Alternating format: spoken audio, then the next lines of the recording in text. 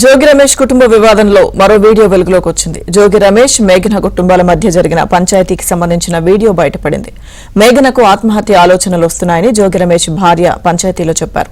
అయితే తనకు అలాంటి ఆలోచనలు లేవని, ఆత్మహత్య పేరుతో తాను ఎవరిని బెదిరించలేదని మేఘన చెప్పారు.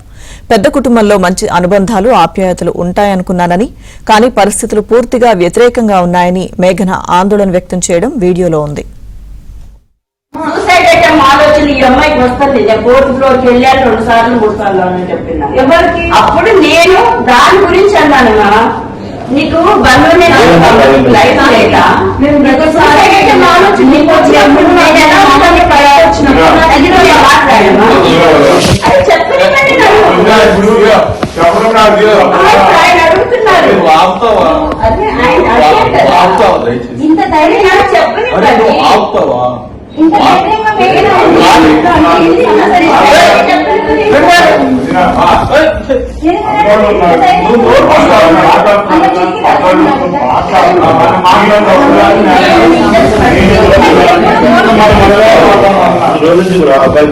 సూసైడ్ ఐటమ్ ఆలోచన ఈ అమ్మాయికి వస్తుంది.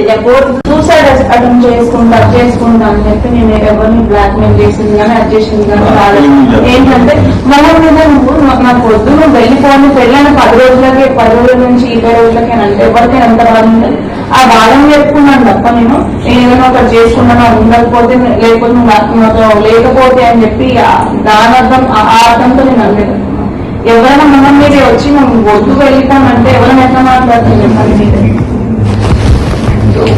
తర్వాత సిచ్యువేషన్ అండి అంత మీదైతే వచ్చినప్పుడు మాకు నేనేమని చెప్పిన నాకు ఇంత బాగా ఉంది కానీ నీకే సిచ్యువేషన్ వస్తే నీకు ఎట్లా ఉంటుంది, నా వల్ల రావట్లేదు అని చెప్పి ఆ విధానం చెప్తాను. నేను ఎక్కడి నుంచి వచ్చి చచ్చిపోతాను. సూసైడ్ అక్కడ మదర్ ఫాదర్ వదిలేసి ఇక్కడ మిమ్మల్ని చూసుకుందాం అనుకున్నాను కానీ అందరు పెద్ద ఫ్యామిలీ మంచిగా అన్ని ఆప్యాయతలు ఇవన్నీ తెలుసుంటాయి అనుకున్నాను. ఇక్కడికి వచ్చిన తర్వాత అంత ఆపోజిట్ అని తెలిసింది నాకు. అంతా కూడా రాజీవ్ గాని ఎవ్వరు గాని నేను ఇక్కడికి వచ్చిన తర్వాత రియలైజ్ అయినా కూడా అతను ఎన్ని చేసినా మీరు చూసినారు కదా, స్టార్టింగ్ నుంచి కూడా అన్నిటినీ ఓపిక పట్టుకుంటూ ఎంత చేసినా కూడా స్లోగా ఓపికగా తేల్చుకుందామని వచ్చా. కానీ ఇన్ని రోజులు ఓపిక పట్టుకుంటూ ఇంత సఫాయినందుకు కూడా రిజల్ట్ పాజిటివ్ అయితే నాకు కనిపించట్లేదు. ఇంకా ఎక్స్టెండ్ చేస్తూ ఇంకా ఆగడం అయితే నా వల్ల కావట్లేదు. ఎందుకంటే నేను డే అండ్ నైట్ నిద్ర లేకుండా తిండి లేకుండా అసలుకి నైట్ అంతా ఇవే ఆలోచనలు, ఇవే కళలు, ఇవే ఇంకా ఏంటి నా లైఫ్ ఇట్లా అయిపోయింది ఇలా అయిపోయింది అని చెప్పి ఇంత ఈ సఫరింగ్ ఇదంతా అయితే అసలు నా వల్ల కావట్లేదు.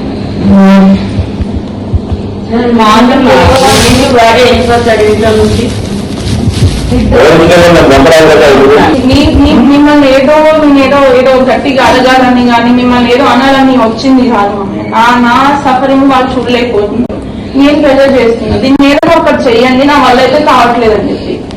ఎందుకంటే మేము కూడా మీ టైంకి కానీ అన్నిటికి కానీ మీరు మీ పరిస్థితులు బాగాలేదని చెప్తే మేము ఇన్ని రోజుల నుంచి కూడా నేను సఫర్ అవుతున్నప్పుడు వెయిట్ చేసుకుంటూ వస్తున్నాను. ఇంకెన్ని డేస్ వెయిట్ చేయమంటారు మీరు చెప్పండి.